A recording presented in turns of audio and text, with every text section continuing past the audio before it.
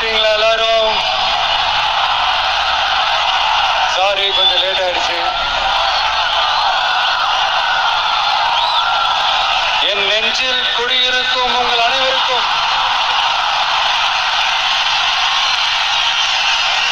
என்னுடைய வணக்கம்.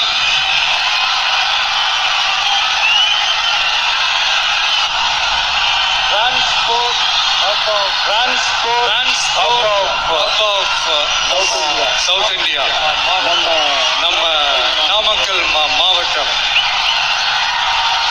நீங்க பாத்தீங்கன்னா இந்த லாரி பாடி கட்டுற தொழில இருந்து இன்னும் நிறைய தொழில்கள் செய்யற ஊரும் நம்ம நாமக்கல் ஊர் தான். அது மட்டும் இல்ல, நாமக்கல் மாவட்டத்தோட இந்த முட்டை உலகமும் கூட ரொம்ப ஃபேமஸ். எக் சிட்டின்னு கூட கூப்பிடுவாங்க. அது மாதிரி தமிழ்நாட்டு மக்களுக்கு இந்த சத்தான உணவு முட்டை கொடுக்கிற ஊர் மட்டும் இல்ல, தமிழ்நாட்டு மக்களுக்கு உணர்ச்சி ஊற்ற மண்ணும் கூட. இதை நான் ஏன் சொல்றேன்னா, ரெண்டு வரிகள் சொன்னா உங்களுக்கு ஈஸியா கனெக்ட் ஆகும். தமிழன் என்று சொல்லடா, தலை நிமிர்ந்து நில்லடா. எப்படி? தமிழன் என்று சொல்லடா, தலை நிமிர்ந்து நில்லடா. நாடி நரம்பெல்லாம் ரத்தம் பாய்ச்சுற இந்த வரிகளை எழுதுனது யார் தெரியும்ல? யாரு எழுதுனா? விஜயகாந்த் சார் சொன்னாரு. ஆனா நம்ம அண்ணன் கேப்டன் அவர்களுக்கு மட்டும் இல்ல, நமக்கும் சேர்த்து எழுதின இந்த வரிகளை யார் எழுதினது தெரியல? நாமக்கல் மாவட்டத்தை சேர்ந்த மேகனூர்ல பிறந்த நாமக்கல் கவிஞர் திரு ராமலிங்கம் பிள்ளைதான், அவர்கள் தான். அடுத்து தமிழ்நாட்டு மக்களுக்கு இந்த இடஒதுக்கீடு உரிமையா வழங்கினதும் இதே நாமக்கல் மாவட்டத்தை சேர்ந்த திருச்செங்கோடு பகுதியில இருக்கிற ஒருத்தர் தான்.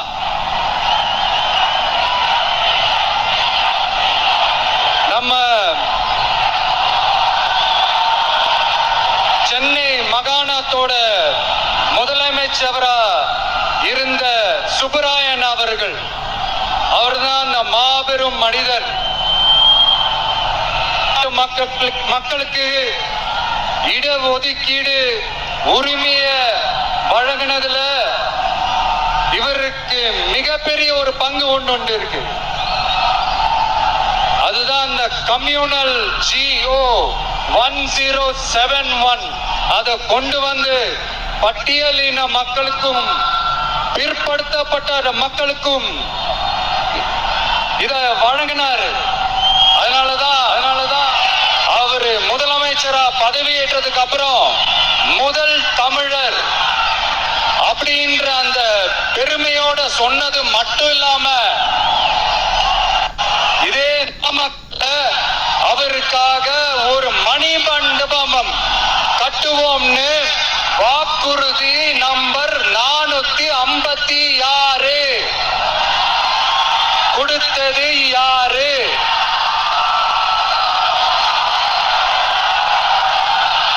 சொன்னாங்களே, செஞ்சாங்களா? அதாவது ஒரு படத்துல நம்ம வடிவேல் சார் இந்த எம்டி பாக்கெட்டை எடுத்து இப்படி காட்டுவாரு தெரியுமா?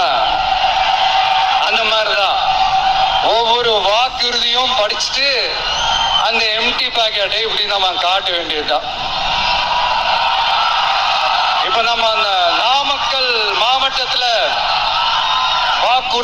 அது செய்வோம் இது செய்வோம்னு நிறைய சொன்னாங்களே, அதுல ஒரு சின்ன லிஸ்ட் மட்டும் இப்ப நம்ம பார்ப்போம். ஒவ்வொரு ஒன்றியத்திலும் தானிய சேமிப்பு கிடங்குகள் அமைக்கப்படும். இவை உலர் களங்களுடன் கூடிய கொள்முதல் நிலையங்களுடன் இணைக்கப்படும். வாக்குறுதி நம்பர் 50.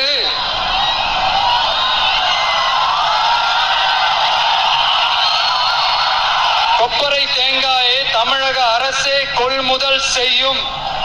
அதிலிருந்து தேங்காய் எண்ணெயை உற்பத்தி செய்து நியாய விலை கடைகள் மூலம் விற்பனை செய்ய நடவடிக்கை எடுக்கப்படும். வாக்குறுதி நம்பர் 66.